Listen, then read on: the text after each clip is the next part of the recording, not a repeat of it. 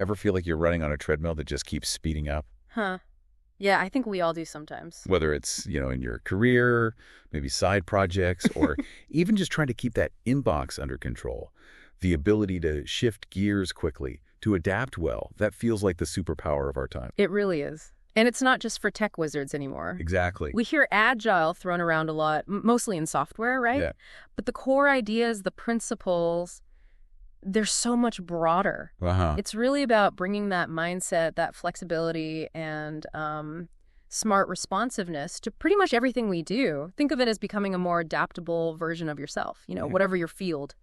I like that.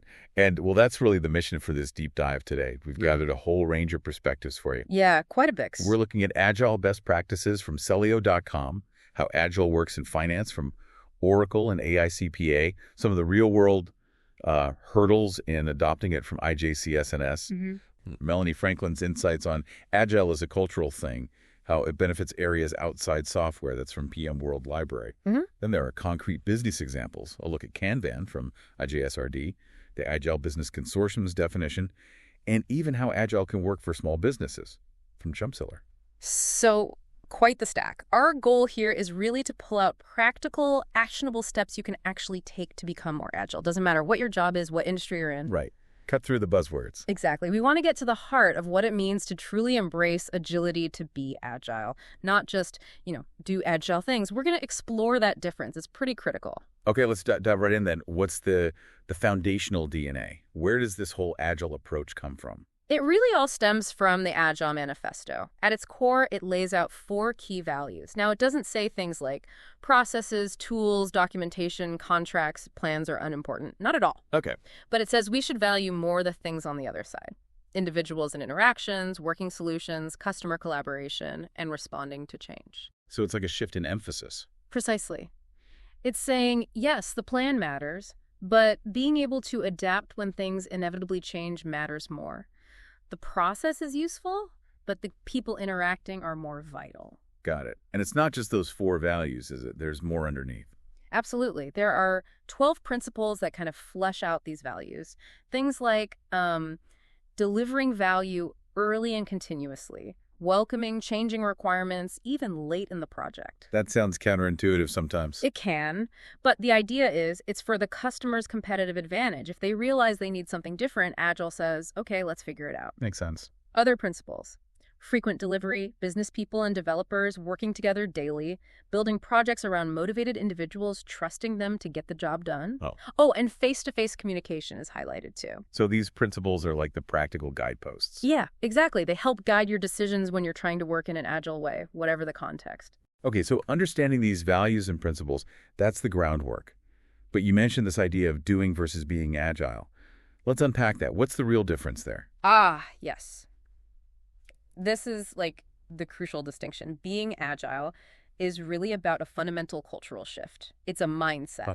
Okay. It's rooted in certain beliefs, like valuing actual achievement over just being busy, trusting people, individuals to organize their own work, seeing feedback, even the tough stuff, as a gift, a source of ideas, embracing change not as a hassle, but as progress, and creating an environment where everyone feels safe and encouraged to chip in with ideas.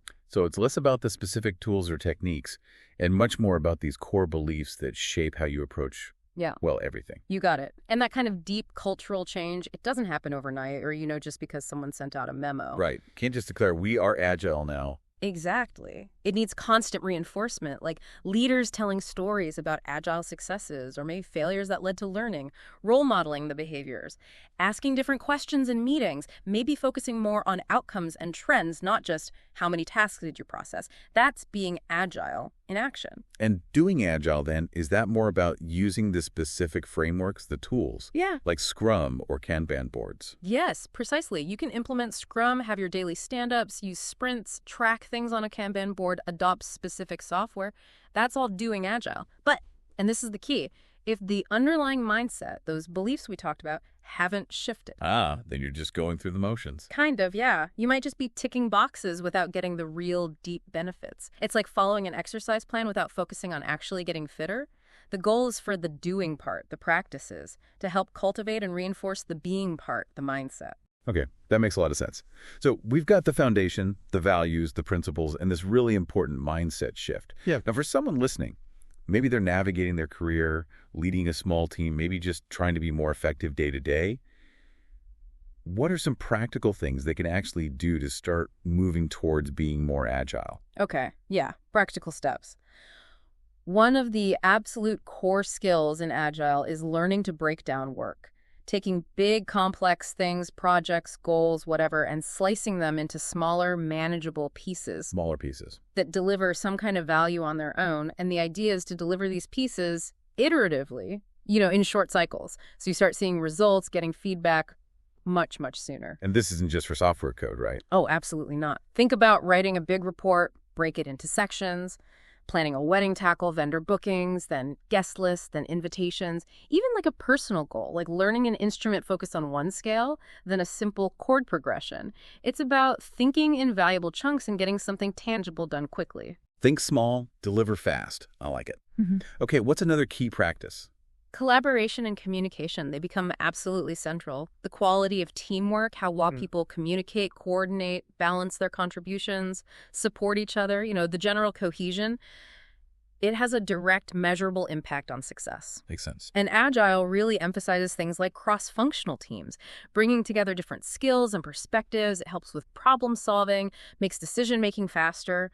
So how does that translate for someone maybe working solo or in a really small setup that isn't a formal agile team? Good question. You can still adopt the spirit of Agile ceremonies, maybe in a lightweight way. A daily stand-up could just be a 5-minute check-in with yourself. What did I do yesterday? What will I do today? Any roadblocks? Oh, okay, like a personal huddle. Exactly. Sprint planning could just be setting clear goals for the next week or two. A sprint review might be showing your progress to a colleague, or even just assessing it yourself. What did I actually accomplish? Did it deliver value? The point is regular communication and reflection points. Even informal ones. Yes. But a word of caution, communication gaps can still happen, especially when plans are changing. So having some clear, even if simple, process for sharing updates is really important. Right. Good point. So break down the work, communicate often. Yeah. What about when things go sideways? When the plan has to change? Yeah, the inevitable curveball. This is where embracing flexibility really comes into its own. Because Agile works in these shorter cycles, you have built-in points to adapt, to respond to changes as they happen. Unlike a rigid year-long plan. Exactly. It's the opposite of that set-in-stone approach. You can make tweaks based on feedback, based on new information, and continuously refine what you're doing. And remember that principle, welcoming changing requirements. Even late in the game. Yeah, because often that change is what gives you or your client or your project the edge. It's about being responsive, seeing change not as a failure of the plan, but as an opportunity to deliver something better. Okay, being nimble. Now, with all this potential change and breaking things down, how do you decide what to actually work on first? When you might have a dozen small pieces. Prioritization. Absolutely fundamental. Agile methods often talk about prioritizing based on customer vision or business value. But even for individuals, it's about focusing on what delivers the most impact, the most value right now. Getting the biggest bang for your buck, essentially. Yeah, pretty much. The concept of a minimum viable product, an MVP, is really helpful here, even outside of product development. MVP. Think of it as the simplest version of what you're trying to achieve that still delivers the core benefit and lets you get feedback. Are you writing a book? Maybe the MVP is a solid outline and one killer chapter to get agent feedback. Starting a new fitness routine. Maybe the MVP is just consistently doing 15 minutes 3 times a week. Okay. Get something real out there, learn from it. Exactly. It stops you from spending ages perfecting something nobody actually wants or needs. That focus on delivering the highest value first, learning, and then iterating, that's a huge benefit. Okay, so we're breaking work down, collaborating, being flexible, prioritizing value.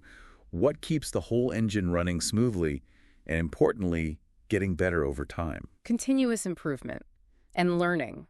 It's baked right into the Agile philosophy. Those regular reflection points, like sprint retrospectives for teams, are gold. Even for an individual. Absolutely. Taking even 15 minutes every week or two to just think, what went well? What was frustrating? What could I try differently next time? It's powerful. Embracing new ideas, making adjustments based on what you learn. That's not failure. That's evolution. That's success in an agile world. It sounds like there are different flavors of this, different ways to structure it. Frameworks? Oh, definitely. You've got frameworks like Scrum, which is quite structured, with specific roles like Scrum Master, Product Owner, and defined events like sprints, planning, reviews, retrospectives. Right, probably the most well-known one. Probably. Then there's Kanban, which came out of manufacturing, actually. It's a very visual thing, sticky notes on a board. It focuses on visualizing your workflow, limiting how much work you have in progress at any one time, which is key, focusing on smooth flow and continuous improvement. That sounds useful for, well, almost anything. It really is. Great for reducing bottlenecks and waste. And you have things like crypto methods, which are interesting because they kind of emphasize that different projects need different levels of process. They really focus on individuals and communication, tailoring the approach. This is not one size fits all. Not at all. And then, of course, you have tools, digital tools like Jira, Trello, Asana, lots of them. They can help you visualize work, track progress, keep things transparent, whether you're managing a huge project or just your personal to-do list. Okay, so clearly this isn't just for software teams tucked away in IT departments anymore. Yeah. We're seeing these ideas spread. Right? Oh, absolutely. It's fascinating to see it applied elsewhere. Agile finance is a great example. Finance, how does that work? It's Yes. structured. You'd think. But instead of those super rigid annual budgets, you're seeing more dynamic rolling forecasts that can actually adapt. Financial processes get redesigned to support delivering value incrementally. There's more trust, feedback loops instead of just top-down control. Funding can even become more flexible, tied to the value being delivered. Wow. Any examples? Yeah, the sources mentioned Griffith University's finance team.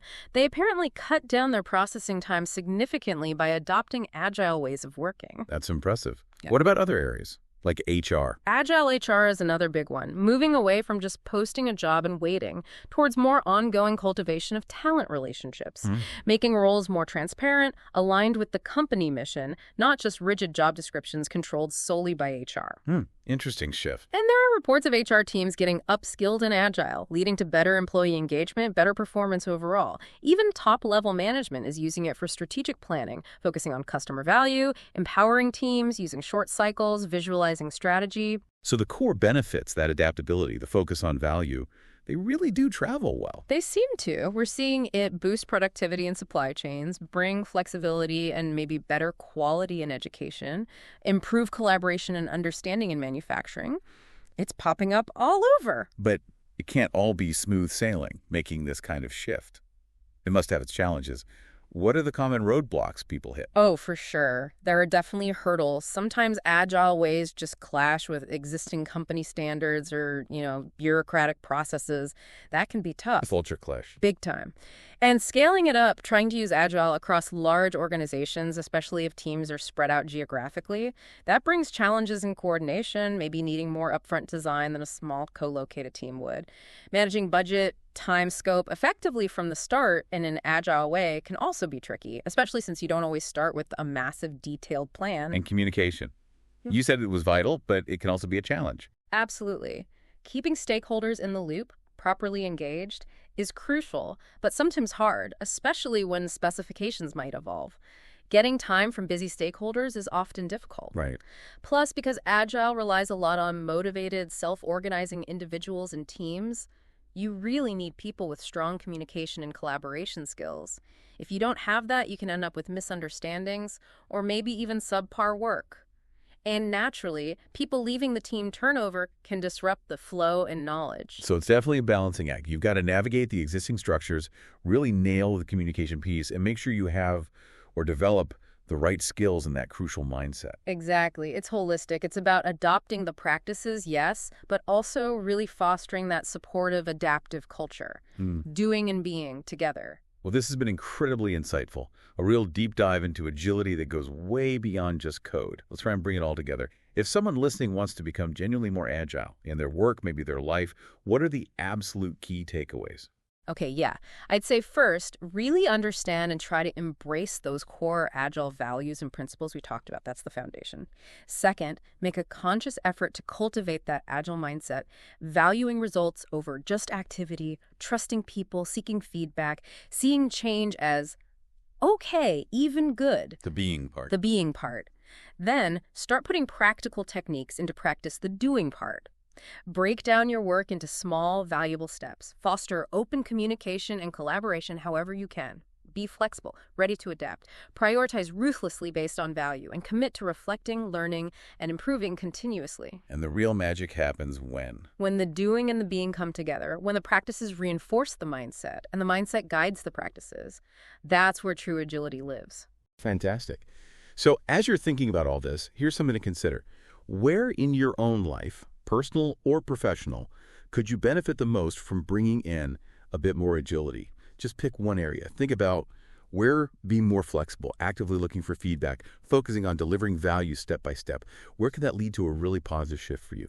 Mull over those fundamental Agile beliefs we discussed. How might they reshape the way you tackle your next challenge?